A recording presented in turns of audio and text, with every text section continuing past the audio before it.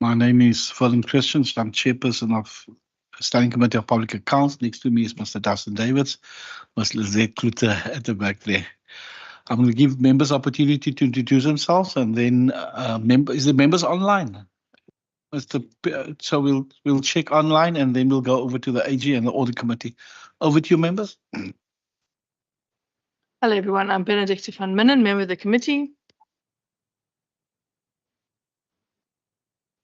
Thomas Walters, chairperson of Community Safety and Cultural and Sport Affairs. Peter Johnson, member of the Public Accounts Committee. Good afternoon, everybody. My name is Pat Lecker. Members online, is the member Petrus? I see you. Yes, Chairperson, good afternoon. Good afternoon, colleagues. Thank you. Over to the AG and audit committee. Good afternoon, Chair and members. Ignatius Fourie. I'm the Senior Manager from the Auditor General of South Africa, responsible for the Department of Cultural Affairs and Sport. Good afternoon, Chair and members. I'm Sikhululo Ndamase. I'm Audit Manager from the Auditor General. I'm responsible for the DCAS entities. Good afternoon, members and chairperson. My name is Tsepo Motlomi, Auditor General Office, and I'm the stakeholder liaison. Thank you. Thank you very much. Online. Yeah, good afternoon, Honourable Chair. My name is Peter Strauss. I'm Chair of the Wellbeing Cluster, assisted by very senior member, Dr. Gilbert Lawrence. Good morning, Chair. Good morning, members. Gilbert Lawrence. Yeah. Thank you very much. Joining us is member Bombo. Joining us. Thank you. This introductions, member. Noma French Bombo, Scopa member. Thank you. Thank you. Over to you, Mr. Fourie. Thank you, Chair. So, Chair, in terms of the documents, I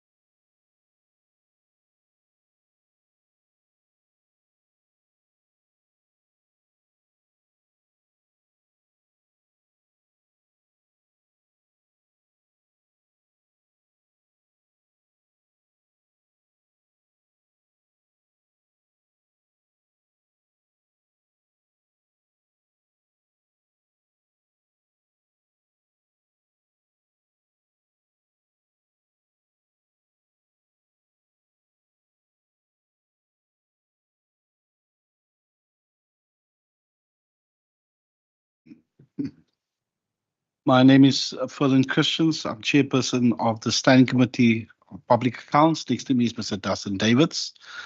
Ms. Lizette Kluter, that's smiling there. It's there, the benches. I'm going to give the members opportunity to introduce themselves, and then the member online, and then we'll go over to the minister and the HOD and the entities. We will then I'll direct us from there. Thank you, members. Over to you. Good afternoon. My name is Nomin Kontlo. I'm alternate to this committee. Hello, everyone. I'm Benedicta van Minnen.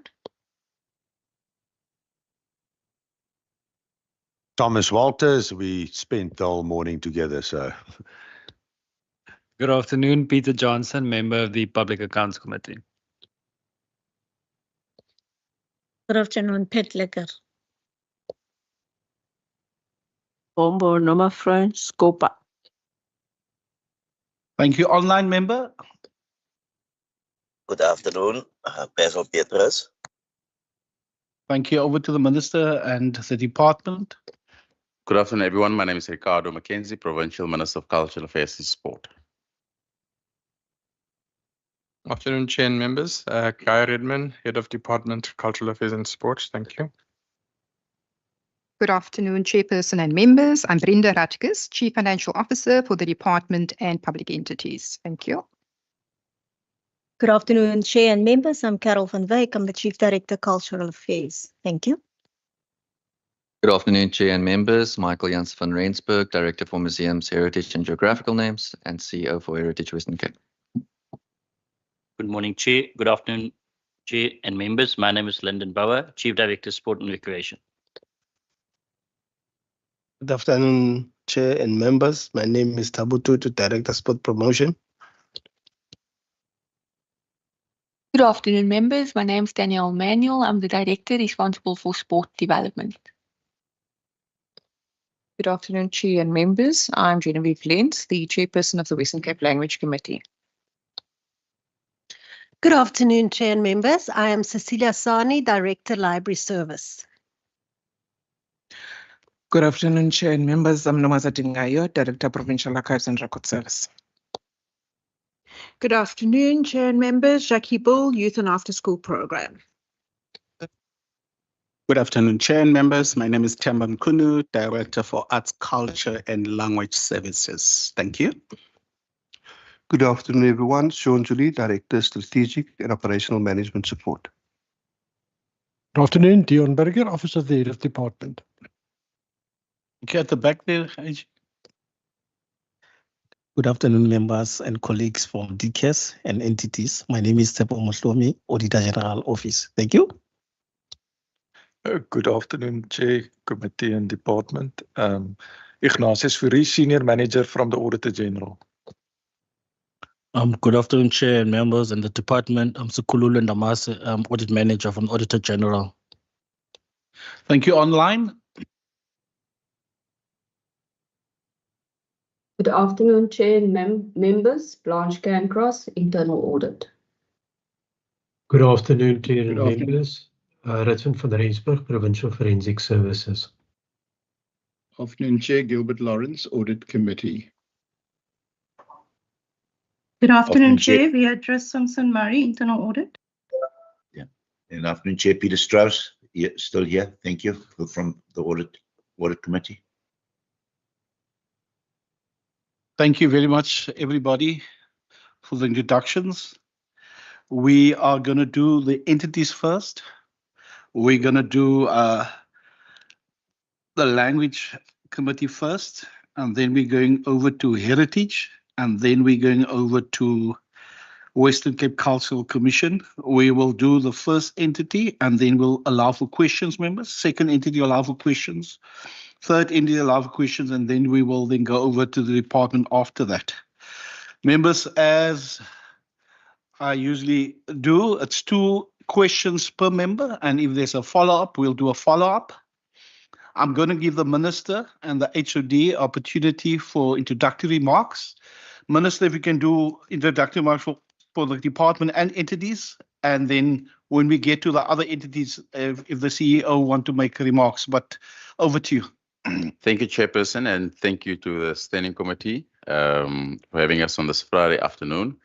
I'm just going to make some general remarks related to the department as well. For the 2023-24 financial year, the department spent 98.4% of its budget. The overall approved budget was 888 million rand, of which 874 was spent, resulting in an under expenditure of 14 million rand. The under expenditure is mainly due to COE cost savings, which resulted from the delayed filling of mainly caused by external processes, resulting from the DPSA director in October last year, and obviously resignations, people that moved up in life. In addition, the department experienced challenges with the delivery in library books. This was due to the delays with suppliers, especially for material that was sourced from overseas, compounded sadly by the delay of our ports. Ports have an impact on our daily lives. The delays in the procurement of the projects relating to the digital signing solutions by the State Information Technology Agency, which is SITA. The expenditure of library books were committed, and a request for rollover was submitted to Provincial Treasury.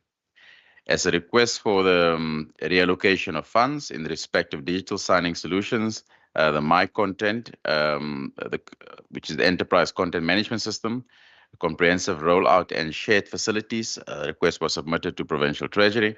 The further details relating to the budget performance of the department we'll find as we go to the annual report from page 213 onwards. And I just want to thank the department for another clean audit and all the officials who work extremely hard, and my predecessor, the former minister who was here for 9 years in this portfolio. I want to thank them for another clean audit and for ensuring fine financial accounting from everyone involved. And thank you, Chairperson. Thank you very much, HOD. Thank you. Thank you, Minister. Members, we're going to do, like I said, language first. So I'm tabling the entire book, part C, E, and F of the Western Cape Language Committee. So, members, for questions? If I can throw in the first question while the members is looking at, it's just your page 25, and I looked at the, and that's what probably with all the department and entities, the key emerging risk for the following financial year. The first paragraph there, the entity is acutely aware of the economic realities and shrinking budget envelope versus social, societal, what is that? Yeah, exigencies. Yes, like it. Why do you use that? These potential risks are continually monitored, discussed, and managed. Now, you're going to have this problem, and maybe I was in my office watching the committee this morning, and you're going to have this problem with all the entities and the department with this emerging risk with shrinking budget, that you have a problem. What is, and I know, what is this committee doing in order to make sure that they have partners in order to mitigate this risk? Just my question on emerging risk. And then on page 26, note 9, fraud and corruption represent a significant potential risk to the entity assets and can negatively impact the service delivery efficiency and the entity's reputation. If we can just get some on that, because I think that is a major risk there, fraud and corruption, under fraud and corruption, and then the key emerging risk from the following financial year. Members, is the questions? Member Nkontlo, your questions? Thank you, Chair. On page 24 of Part C, the entity here indicates that the key risk is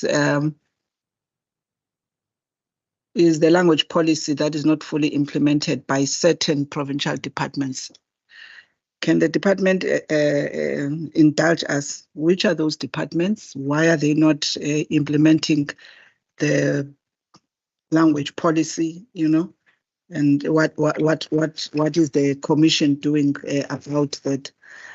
The second one, Chair, I think it's intrinsic in this question in the second part where they say because the committee does not have control over the execution of the language policy in other Western Cape government departments. This, Chair, for me is indeed a question of the efficacy of the language commission, because I'm really interested. I see that the language commission, like the others, have got even now their own annual reports, which I'm sure it's a progress, because initially they used to be part of the annual report of the department. Going back to the issue of efficacy, is the extent to which a commission of this nature, is like an addendum to the department, and what powers, authority it has on the work that it produces to be able to influence, because the very nature of saying you are a language commission in the province, there's an expectation that you can actually, use that to influence. So I'm interested, I think, to this particular issue, that how is the commission seeing, their establishment indeed within the department, helping it to enable to influence, especially, other departments, because the type of function it has, it's a cross-cutting function. It's not a function for the Department of Arts and Culture. It's a function for actually everybody, because we need to ensure that we appreciate our languages. So if you have some language commission, which is an addendum in the department, surely you're going to have. So how is this particular issue? I'm assuming that there's a conversation within the language commission, within the department. How is this particular issue of the very existence and how it is structured, this language commission, affecting its efficiency and influence? Thanks, Chair. Other questions? There's no other questions. Just to follow up my one, it's the same question on page 25 at the top there, where I said the sinking budget envelope versus the societal entities, the demands of society. What are you talking about there? If you say the envelope versus demand of society, what are you talking about there? Just some explanation on that. Thank you. Over to you, Minister. I'm going to give over to the HOD. When you need to add, you can just add at any time. Thank you, HOD. Thank you very much, Chairperson. I'll do a little bit and then hand over to the colleagues, and if the members of the entity as well could also add. The key emerging risk on page 25, the first question you had is how are we mitigating this risk? This entity has been very, very good at collaboration. We've reflected on its work in the DCAS annual report, but also here, how it works with other entities in the space. So it does a lot of work collaboratively with PanSalb. And this is how it does it. So PanSalb, in terms of its law, is required to have a provincial language committee. In the Western Cape, you have a provincial language committee, but not coming out of the PanSalb Act. It has its own act from 1998. So what PanSalb has then subsequently done, and over the years, they've decided they will rely on the existence of this committee so that they don't duplicate. So there was a time where there were both committees, one by PanSalb, one by the Western Cape government. But PanSalb has now taken a decision that they will rely on this one as a language committee for the province. Other provinces have their own language committees, but falling under PanSalb. So we work very closely with PanSalb. The interventions we do, the campaigns we do are always done with PanSalb. We work with the National Institute for the Deaf, and a whole lot of other language structures within the community. When we are celebrating the various commemorative days relating to language, all of that is done in partnership with the other organizations, because the budget at the disposal of this entity is very small. So it either works with the department or with partners outside of the department. The demands are mostly within the context of, if you look at the languages that we have, part of the mandate of this committee in terms of its act is to also look after the needs of languages whose use has diminished over time. And that includes indigenous languages. So this entity has worked with the department in the production of booklets to help people learn to teach themselves Nama. For instance, that's one example. These booklets are available in different languages. There's a isiXhosa one, there's an English one, there's an Afrikaans one. If you want to teach yourself Nama, they've been running with this program together with the department, and a whole lot of other programs in partnership with the department. The Hoi Hoi Hoap, they were part of that, where we were having a partnership with UCT, with a lecturer from Namibia, getting people who want to learn Hoi Hoi Hoap. This entity was assisting, contributing to that. In terms of the risk, the risk is framed in such a way that it anticipates what do we do in an instance where a department does not meet the is not up to the standards of the language policy of the Western Cape government. It's not to say the departments are not doing it, but what we then did, so that we can get a proper quantified assessment of the extent to which departments are performing, we then commissioned a study which looked at the extent to which the various departments were performing, so that we can get a baseline. All the departments are following the Western Cape government language policy, but with different degrees. Others don't have their own language staff. Some, for instance, Department of Health, because they do a lot of translations, have their own cohort of staff. Other departments don't have that capacity and rely completely on DCAS to do that for them, and which is fine. We don't have a problem with that. DCAS is also responsible for a provincial language forum where all the language staff within the various Western Cape government departments come together to address matters of common interest, such as the development of new terms, especially in isiXhosa, when new legislation comes through. Sometimes there are new terms that are required to be developed either in Afrikaans or isiXhosa, because most of the legislation is developed in English in the first instance. So we try and standardize our work within the context of that language forum, language practitioners forum.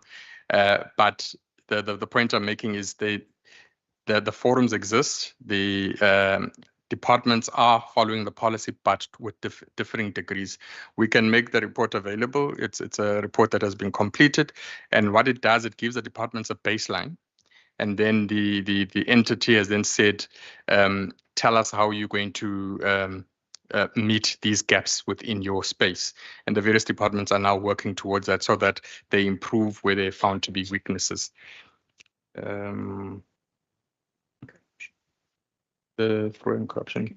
Yeah, can take that one. Thank you, HOD. So the question around fraud and corruption. So once again, that is just a statement, right? To say that if we do not have any mitigations, it could impact the entity negatively. And then just below, it is indicated what the department is doing. And our policies obviously is applicable to the public entities as well. So the policies that we have in place is the anti-fraud and corruption strategy, which confirms the province's zero tolerance stance towards fraud, theft and corruption. And in line with the strategy, the entity is committed to zero tolerance with regard to corrupt, fraudulent or any other criminal activities, whether internal or external. So basically, we do have mitigation. The policies that we have in place is intended to mitigate the risk of fraud and corruption. In addition to that, we have various training sessions that is facilitated by PFS just to create awareness, with the staff in the public entities as well as the department. Thank you, Chair. Chair, I'll come to the one. How does the entity ensure its efficacy given its proximity to the department? I'm paraphrasing. So all three entities of DCAS are not arm's length entities. They are supported by the staff from the department to fulfill their administrative work, but the members themselves of the entity are appointed through a process that involves the House as well as the minister. So a public call goes out. There's one that just went out yesterday for the two Cultural Commission and the Language Committee. Then those names come through the House. The House then makes recommendations to, the Standing Committee makes recommendations to the Minister with a short list, and the Minister then appoints the members of the Standing Committee of the Language Committee.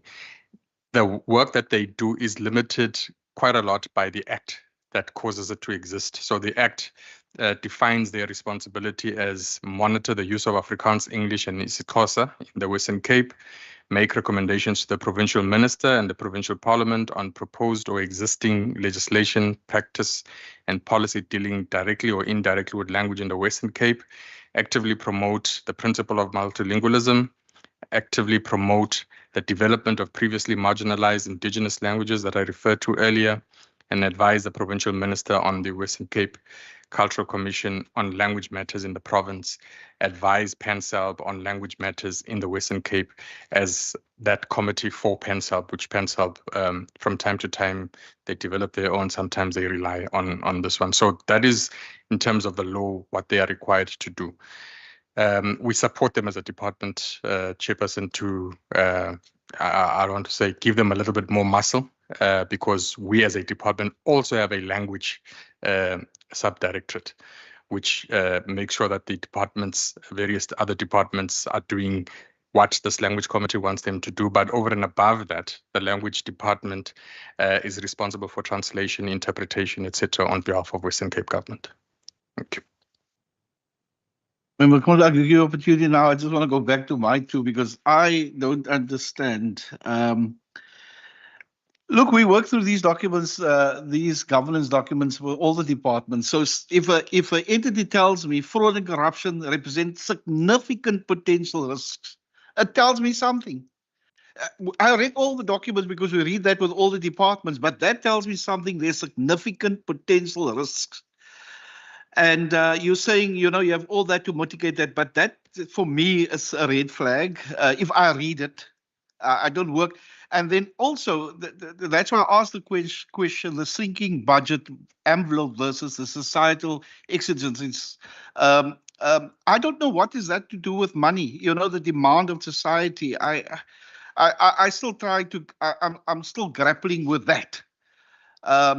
Because I can give you a couple of examples, surely you work very closely with the education department when it comes to language, because surely you have that footprint when it comes to languages in schools and stuff. I'm sure you have a relationship, because in certain areas, our three official languages is Xhosa, English, and Afrikaans.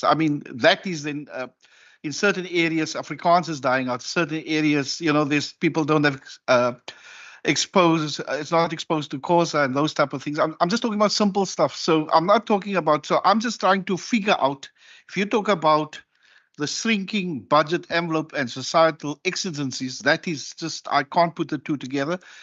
But I'm not going to debate on that. I'm just trying to understand that, and the same with the fraud and corruption. We'll. Can I perhaps assist? You can assist. I don't see Mendel Kondlo just have a follow up, and then you can assist. Mendel Kondlo. Thank you, Chair. Chair, I just wanted to check with the HOD. Would he have liked somebody to have maybe reconstructed that sentence under key risks? Because page 24, in your response, you, in a way, not corroborating on the statement made here, but the statement is very emphatic. It says Western Cape language policy is not fully implemented by certain provincial departments. Does not come from me. It comes from your book. And it says this was identified because the committee does not have control over the execution of the language policy in other Western Cape government departments. So according to your response, it's like this is not necessarily, true unless I'm not hearing you properly. I can maybe change into my COSA thing perhaps, and she. I'm appreciating of the study. Perhaps it will shed more light, but this statement for me is very telling, according to what it is saying here. But also for me, that's one thing I want you to clarify.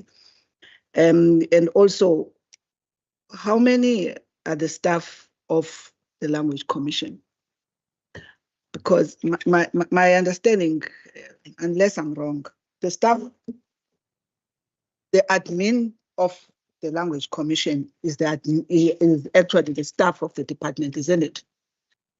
So once again, this commission in terms, which goes back to my question on efficacy, because all of these functions you are referring to or mandates of this commission and all the other commissions are being implemented by the very staff of the department. So they've got a dual role. That one of implementing the mandate of the department whilst implementing the mandate of the commission, isn't it? This is what I'm trying. This is what I'm trying to understand. That's why I was asking. This business model of a commission that is like an addendum or what would you say it? A directorate of the department. Whilst it has a particular function, and its function is actually to be above the department. And it's not about trying to elevate that function. That function is about to be, in terms, if you understand the mandate, is to try and ensure that there's a language policy that must be implemented, firstly by this particular department and all others. So also from a governance point of view, you can be a referee and a player at the same time, because now you have a commission right within the department that must set the policy, but the very functionaries of the department are the ones who must actually monitor themselves in a way. So I think this is what I was raising, Chair, because the concept of commissions, and even to go back to even the Western Cape Constitution, where it speaks about the establishment of a commission can be the very thing that sits in the department. So, and that's why I was relating this HOD to the issue of the influence over departments and also even the levels, because we know we function within a bureaucratic structure and hierarchy. I'm not sure what even are the levels of the people that are actually attached to the commission. Do they have the power, the authority, the level of stature to tell another department to implement the language policy, given the hierarchy that we know, because those are not HODs themselves. So this is my concern about the operating model or the business model of a commission and its efficacy, Chair. I think that was the issue that I was trying to raise, and I'm happy to get the report, the study that was done, so that we can read. But this particular issue remains, and I think fortunately the minister is here, new as he is. It's a matter that you'll be able to take up and mull over it. Around this commission and maybe all the other commissions, because if you go back and read in the book of the very department, it says part of the emerging risk is a deterioration of social cohesion. And these commissions are very important, in driving, from a language point of view, from a culture point of view, social cohesion. I'm worried that they are just appendages in the department. Thank you very much. Minister, over to you first, and then you can give over to your HOD. Thank you very much. Chairperson, if you can just read again. The entity is acutely aware of the economic realities and shrinking budget envelope versus societal exigencies. Sorry, I know you now. These potential risks are continuously monitored. I mean, perhaps if I can try and explain it in practical terms, because I know that you're fully aware of the Education Committee. So when you have to make a decision as a budget holder and say, what is the economic reality of the current budget? And you have to say, we've got 1,000 Rand. Do we employ a teacher, which is practical, or do we give it to the language committee? And I think what is this? This is what this line is trying to explain, that we don't operate in isolation. We are fully aware of the risks that's out there. Because if there's an urgent demand or situation out there that needs urgent support, it is sadly going to outweigh, in this particular case, the language committee. For example, if there's a disaster taking place, if there's a flood, we just saw the disaster management alert coming through this weekend in Plettenberg Bay coming through, and there's money on the table to be shared, a logical person would say, let's allocate the money there and not allocate the money to the language committee. I think this is what this line is trying to portray, because it is a risk, and sadly it's not going to be a risk that's going to go away, not for the committee, for the government, for at least the next 10 years, given the current envelope. I think that is what this line is trying to portray. On the second part, what Honorable Nkondlo has raised, it is something that perhaps even if my colleague, the HOD, read the legislative mandate on the committee, it's something that we won't be able to resolve today. And I'll tell you why. Because it's a structural matter in our country in the role of committees, constitutions, commissions, something as simple as the Judges Training College. How does the Department of Justice make training for Judges Training College, but the judges apply the law over them? It's a constitutional structural change that we're not unique. It's a world problem. The government gives money to judges, but the judges prosecute, the NPA prosecute us. And I don't think any reading of the mandate by the HOD in its greater sense and in knowledge that he has is going to solve that problem now, because she's absolutely right. The Children's Commission, a practical example as well. The government gives money to the Children's Commission. Should they have an office in a government building? Yes or no? I don't know what the right answer is. So, and I know what the member's saying, because I know we've toyed with that for many years, where there's the Language Committee, the Children's Commission, the Environment Commission. It's a structural issue. Who pays judges' salary? Should the Department of Justice be involved? Justice be involved to pay a judge salary? I don't know what the right answer is. And I know fully what the member's saying, but I don't know what is the right answer. I don't think our forefathers thought about that. Thank you, Chair. Yes, I understand very well the matter being raised around the committees and their proximity to the department. We've raised that concern before. This has been, these committees this is a committee, the other one is a cultural commission, and the other one is a provincial heritage authority. And they rely on different laws to exist. So HWC relies on a national law to exist. And we would have preferred for HWC to be arm's length, as is the case in Amafagwa KwaZulu-Natal, where it is not within the department. But when this happened, which predates my time here, my understanding is that the first decision was they must exist. But for us to get an entity approved as an arm's length entity, the approval comes, I think, from National Treasury. And at the time, there was a moratorium on new entities that are arm's length. So this was a cost-effective way to have an entity in place to do its work, but then service its work with the staff that are in the department. So, and we are not happy with that either, because our staff play dual roles. What we've subsequently done, we are currently reviewing the law of both these two entities, the Cultural Commission and the Western Cape Language Committee.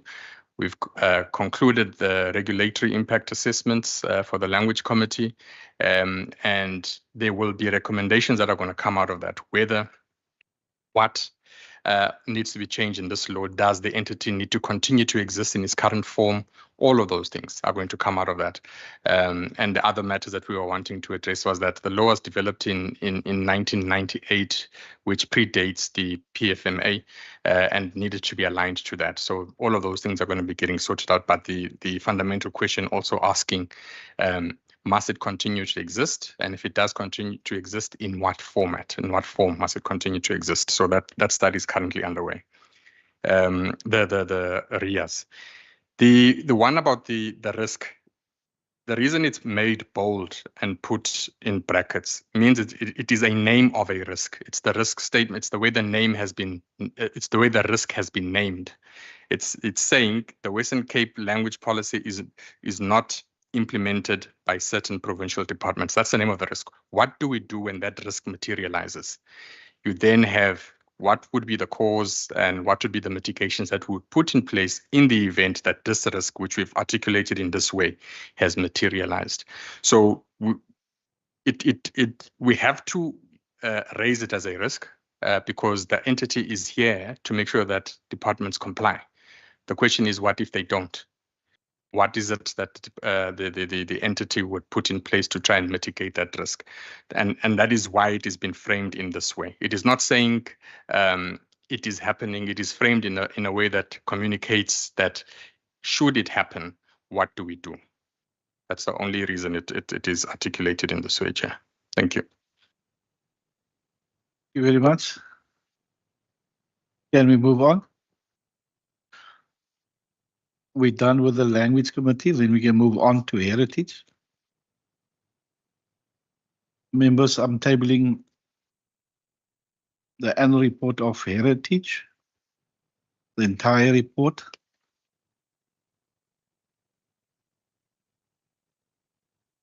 Can I just throw out the first question? I like to throw out the 30 days. Page 53, I know it's one invoice, but 1 out of 44 is quite significant to me. But what I'm interested in is page 53. It comes to late payments of suppliers. And if you look at the bottom here, if you say you look at the late payment of after 30 days, it says payment was delayed due to the administrative oversight. The controls will be strengthened to avoid reoccurrence. If you can just give me some explanation there. Your minister is very good in this. He says, this is a public document. People read it. He used to use that language. I use that now. We use it now. It's a public document. Now, if I look at this, I say, this is a department's fault here. They faulted here. So can you just give me some explanation there? Members, over to you for questions. The entire book on heritage, annual report. I'll give you a minute. You got it? Okay, Member Control. Chair, I'm hoping I'm not asking this what you call committees, commissions, and authorities. This is just too much work. I'm trying to relate with the question that we're dealing with the AG Chair. Okay, I see it's not applicable here. Yeah, I see it's not applicable here. I think it was applicable to the language. Thank you, HOD. That's one question. Is there any other questions, Member Lekker?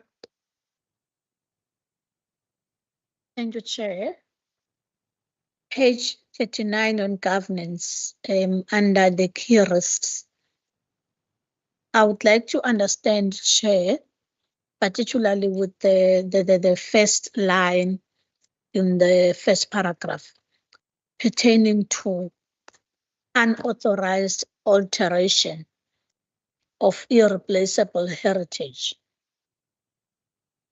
I want to understand, Chair, what exactly does this mean? Because a lay person would not understand, just like I don't. What is the plan of the department in protecting those heritage sites from being vandalized. And part of it may be if we can get a full report of all heritage sites, and that forms part of the recommendations. But for now, I want to understand what's the plan in ensuring that these heritage sites are protected. Thank you. Thank you, Member Kontla. There's an issue that is not necessarily in the report. I think particularly for this heritage commission, heritage entity. Let me say rather heritage entity. Chair, it has to do with two issues. One is the climate change impact. Second one is the issue of, I would say, human settlements. I'm saying it's not in the book, but one is forced to ask because this is one issue we've been seeing. Actually, we've got a heritage site, I think, next to, is it in Mfuleni? I think where people actually built shacks there, and it had to be not commissioned, but I think there was a declaration, away. I just forget the name of that, because people went and built houses on the, what do you call that? Yabona ke amagama esingesi ayabaleka ke. Yabona? Lamgqobhozo upha ngasemfuleni ndilibele nethi igama. Wetland, yes. I'm not sure whether it falls, it's part of the things that falls under you. But secondly, I think on the climate change, I think the destruction that we've been seeing, as a function of natural disasters, is it something that has actually affected some of your heritage related assets? I just wanted to check that with you. And is it something that you are considering, as a bigger risk, to the heritage portfolio that you are oversighting? Thank you very much. HOD, over to you.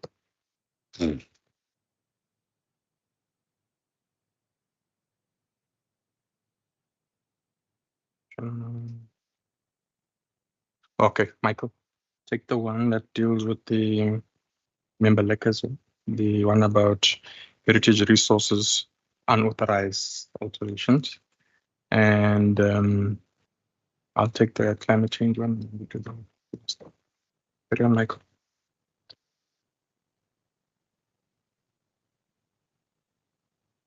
Thank you very much for the important question on the protection of heritage sites and the potential loss of heritage.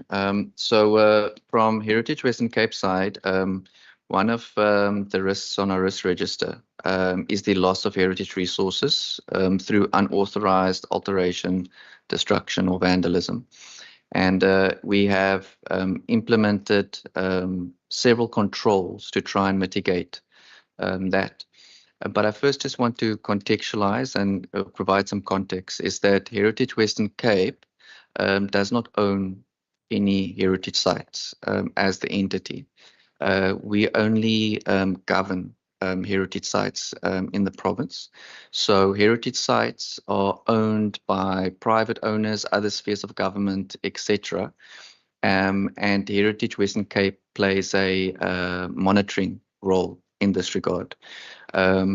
So what we do is we have stakeholder engagements, for example, to make public aware of the importance and significance of heritage sites. We have established a good relationship with the SAPS via the Hawks. They have a unit on special heritage crime.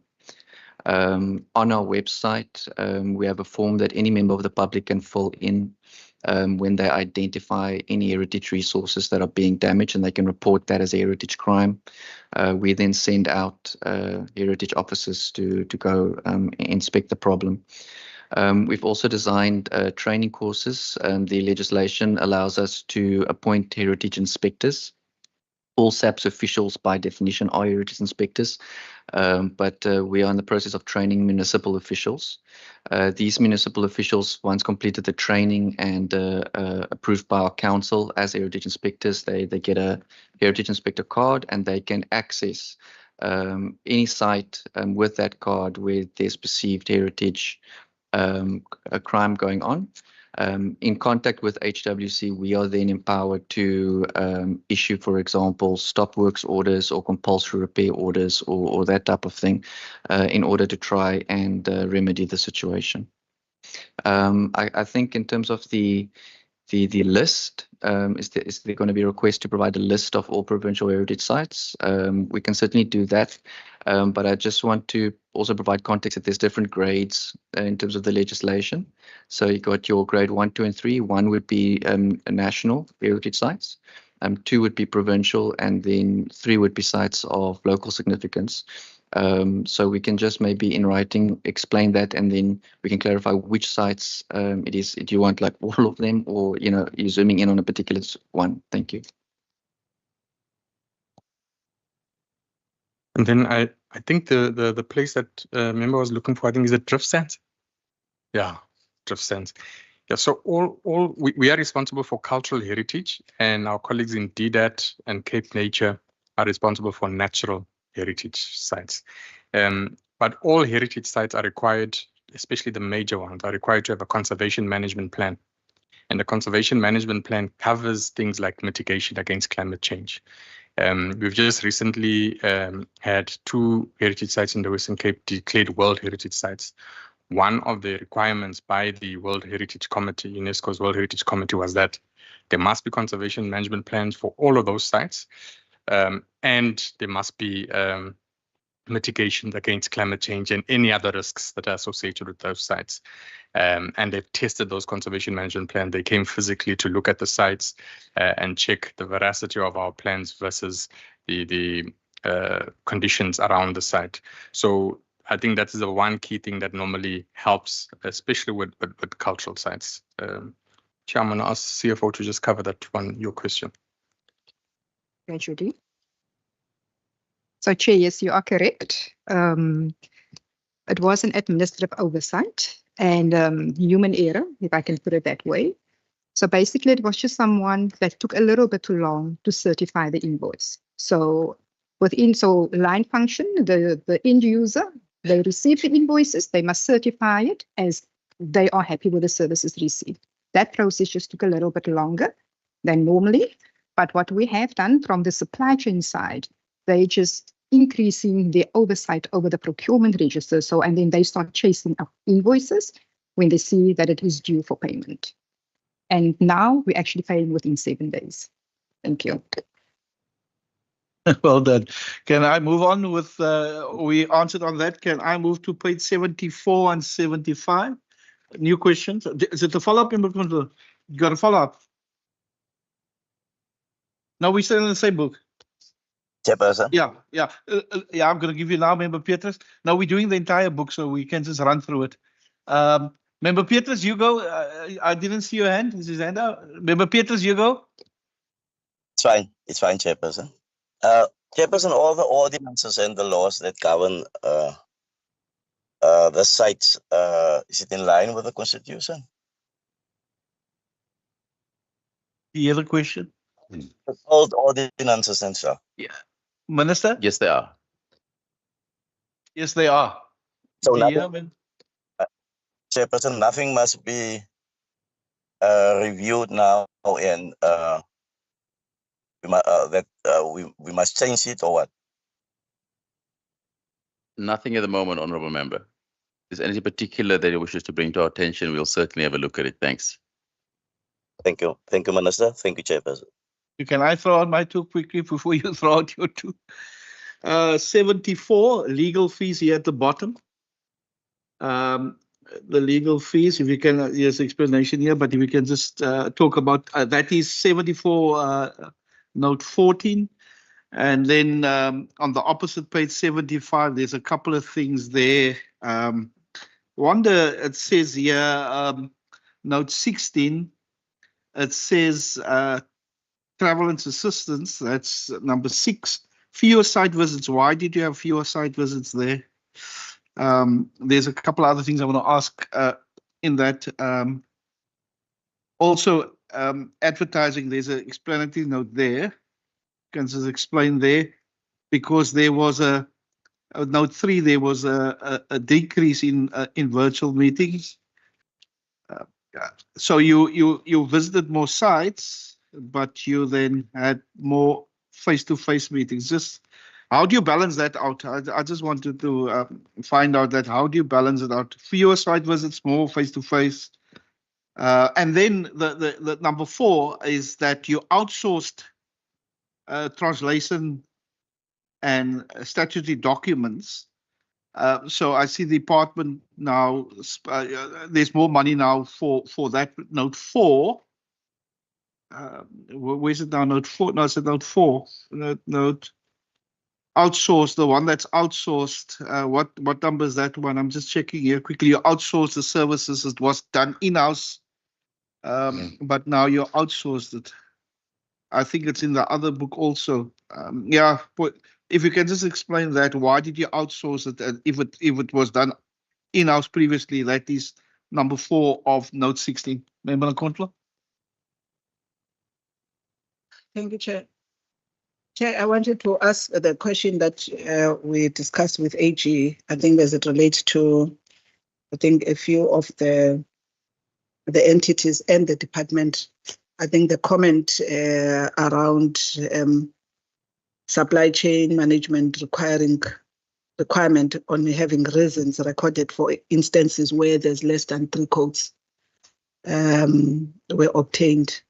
I just wanted to understand because this issue, they said it's also on the department and some of the entities, that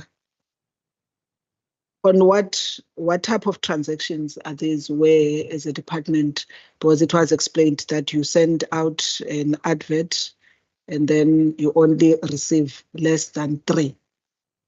So one is trying to understand, if you had looked, what's the veracity, how many are these particular invoices? And why is that particular reality happening, Because one would have thought maybe if you've got a situation of this nature, perhaps you would take these on limited bids. If indeed it's a question where there are only few suppliers, maybe just give us more information about that and why this particular occurrence and why this matter, as the AG has indicated, that you should ensure approval of the reasons is obtained. Why approval was not obtained of the accounting officer on such transactions. Thank you. Thank you. Just to add what Member Nkontla said, it's the e-procurement system that we're talking about. That the AG, that there's not enough description around that. And that, so it's just not here, it's in the other entities also. Thank you. HOD, you can answer. There's no questions further. Thank you very much, HOD and Chair. In terms of the question on the legal fees, that was for a case dating back to 2017. The gist of the case was that the City of Cape Town, under different legislation, approved a development which had a potential effect on a nearby provincial heritage site. At the time, HWC disagreed with the decision. And then council decided to take the matter to court. HWC unfortunately lost that case, and subsequently the legal fees of I think 1.2 odd million had to be paid. So it originated in 2017, but it was only now finalized in this year under review. Then in terms of the question on the fewer site visits, so HWC have embarked with its roadmap to try and Sorry, I'm answering the third question. The second question on fewer site visits. These are site visits are required when people report heritage crime or heritage-related matters, and then we send out heritage officers to the site.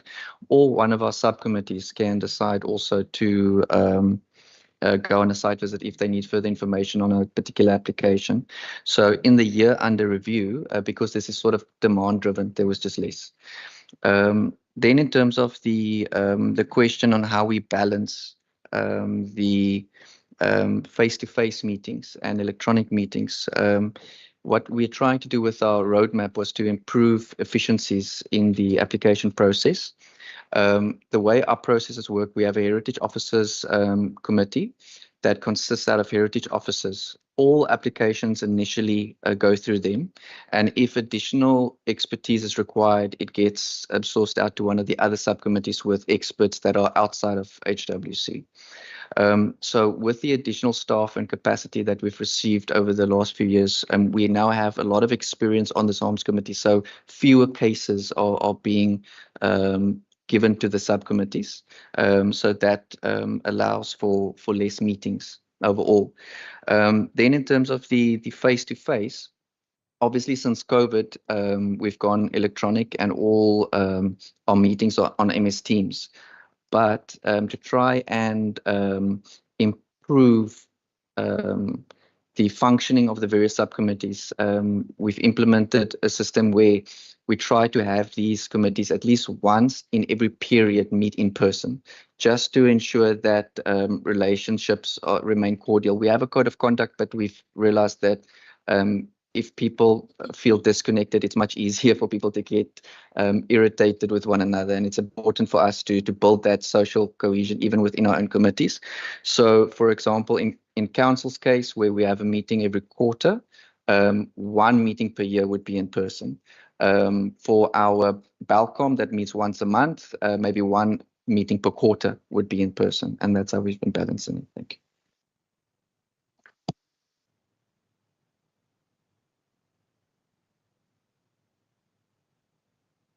Apologies for the translation. If I remember correctly, the capacity of the language unit at the time was under strain, and so we had to, given the time frames, in order to translate the various reports, we had to go the outsourcing route.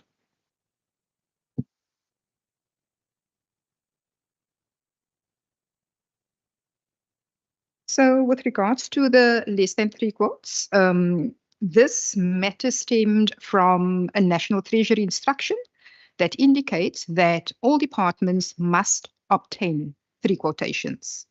So in the West, so the reason for that instruction is to ensure competitive bidding.